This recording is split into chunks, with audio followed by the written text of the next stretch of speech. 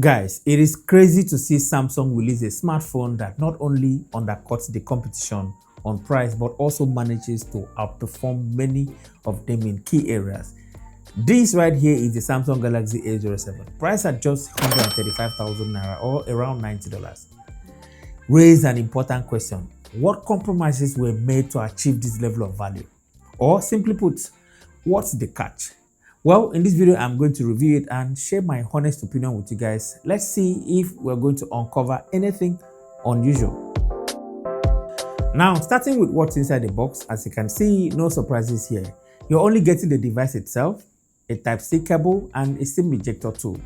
This minimalist approach is one of the cost-saving measures that allows Samsung to offer this device at this price point. However, in some retail outlets, they may throw in a case and a 15-watt charger for you, so just be on the lookout for that whenever you want to go out there and get this.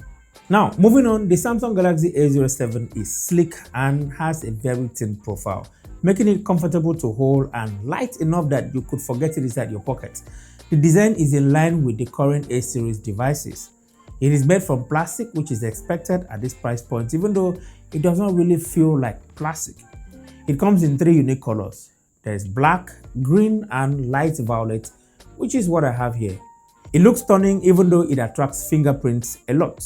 If you're coming from the Samsung Galaxy A06 from last year, the A07 offers a splash-resistant build with an IP54 rating, adding another layer of durability. This is something we didn't see on the previous device. On the right side of the device, we have the power button and the volume rocker keys. The power button on here also doubles down as the fingerprint scanner, and it is fast and responsive. At the bottom of the device, we have a headphone jack, a microphone, a USB Type-C charging port, and a down-firing speaker. On top of the device, we have another microphone. Then on the left side, we have a dual nano SIM tray with a micro SD card slot. The speaker on the A07 is okay, but nothing impressive about it. It sounds very tinny and lacks any form of bass. If you want a decent sound, just get an earpiece or a wireless earbud. On the rear of the A07, we have a dual camera setup. There's a 50 megapixels main camera and a 2 megapixels depth sensor accompanied by a flashlight. Now, let's talk about the display real quick.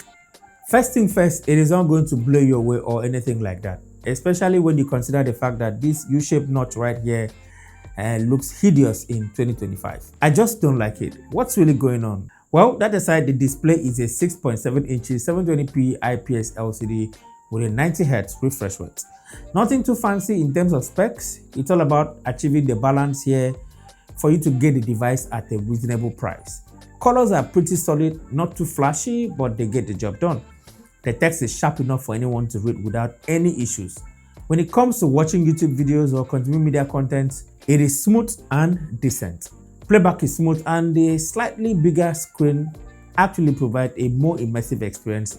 That is if you can look beyond the U-shaped notch right here. Additionally, you can also take it outside on a sunny day and still see what's happening on the screen just fine, thanks to the peak brightness settings around 800 nits. Overall, the display is decent at this price point. If you've ever used the Galaxy A06 or A05 in the past, you realize that they weren't that impressive. The experience used to be terrible. They were among those smartphones I couldn't recommend, but this particular one right here has completely changed the game. The Helio G99 on this smartphone is the star of the show here. It is what gives this device an edge over anything else in the entry-level segment. My unit comes with 4GB of RAM and 128GB of internal storage. For the price, performance is very decent and it exceeds what the competition is offering at the same price. For basic tasks like social media, web browsing, and general multitasking, the A07 handles it like a champ. I haven't experienced any UI freezes so far, but sometimes there are occasional hiccups here and there, but not in a way that will slow down the device. It is way better than any recent devices with Helio G81 Ultra. This device is very responsive to touch and scrolling thanks to the 90Hz refresh rate. The A07 offers so much more than its predecessor. Additionally, if you're a gamer on a budget, you're really going to appreciate it even more because it is capable of handling most intensive games as long as you adjust the graphics settings. The A07 comes with Android 15 with One UI 7.0, and Samsung is promising 6 years of Android OS and security update, which is a good thing. But my question is, how will this device behave on, let's say, Android 18? That's 3 years down the line. As we know, each Android OS increases in size because it usually comes loaded with a lot of features.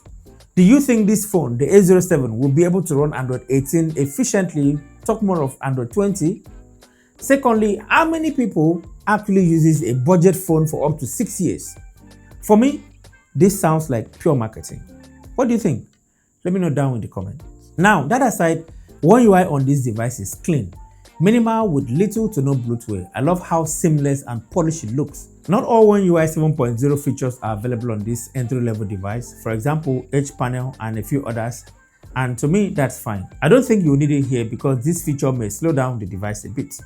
Okay, let's talk about the camera. The Samsung Galaxy A07 does the job for basic shots with the same 50 megapixels camera sensor found on last year's A06. Now, in a well-lit environment or a bright sunny day, the A07 captures good-looking images with a satisfactory amount of details. Nothing groundbreaking here. The colors are great with decent dynamic range and exposure. The images are really nice for a budget device. Just give it more light. The 8 megapixel selfie camera is decent. For the few times that I've spent with this device, the selfie camera is okay for the price.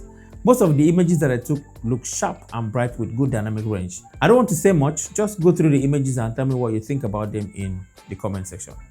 For videos, you can shoot up to 1080p 30 frames per second, and the footage looks good for a device in this price category. Nothing too groundbreaking or too over impressive. Now let's talk about battery. Simply put, this is exceptional. It has a 5000 mAh battery that delivers an all-day performance. If you're an average user, I'm sure it will last you an entire day on a single charge.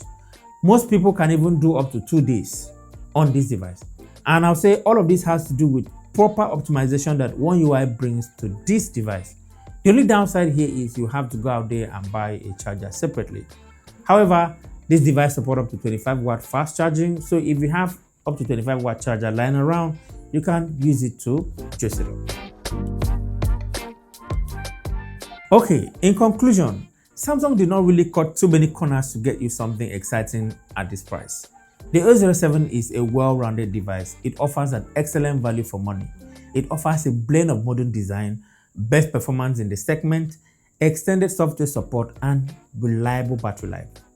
The display, the speaker, the camera may not be the best among its competitors, but it sure delivers. I really like how Samsung has gone ahead of the competition and delivered something great, something that I can easily recommend. So, if you're on a budget and you want something good, coupled with Samsung's reliability and software support, this may be the right device for you.